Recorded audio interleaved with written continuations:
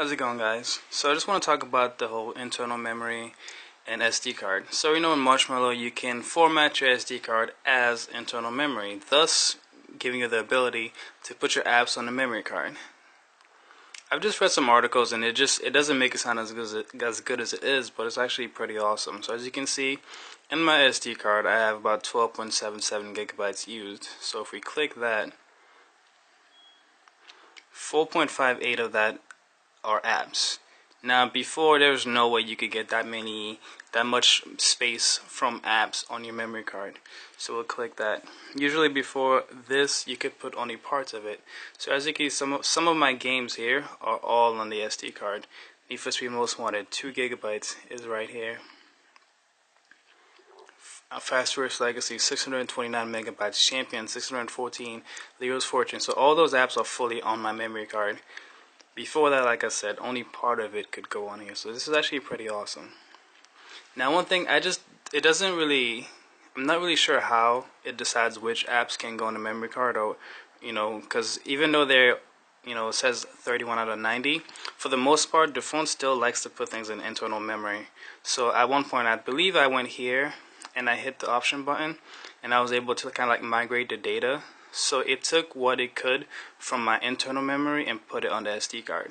Even though they're together now, if the internal memory gets filled, once you try to download apps, it'll tell you that you can't download any apps because you don't have enough space. Because at one point I was at like 23 out of 24 gigabytes and it wouldn't let me install any more apps. But when I did that option, it let me move what I could from the internal memory to the memory card. So it moved some of the apps. It moved all my pictures because I had pictures here as well. So if I hit migrate data here, it would actually take things. So let's say you're getting ready to, let's say you want to take out your SD card. You want to use it for something else.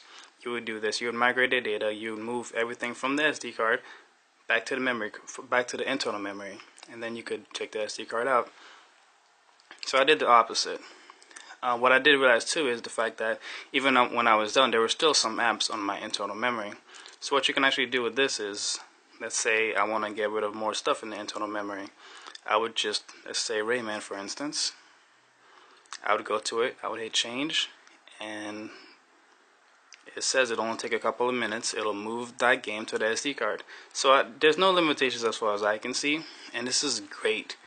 I love this feature. This is definitely like the top feature in Android Marshmallow, and from now on, when phones get it, I think this just brought SD cards back to life. SD cards were dying, and this just brought them back, and I love it so far.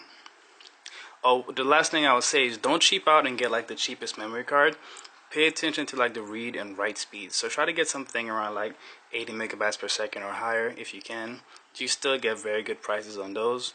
Maybe like an older model with a really good read and write speed. So try to avoid the ones that are like in the 40s and the 50s, because the slower the memory card is, the slower your apps will open. They'll have a harder time to work as fluid as they should. So that's all I had to say on that one. Very, very great feature. Phone's been working great on Marshmallow, and that feature right there, hands down, is the most important one for me.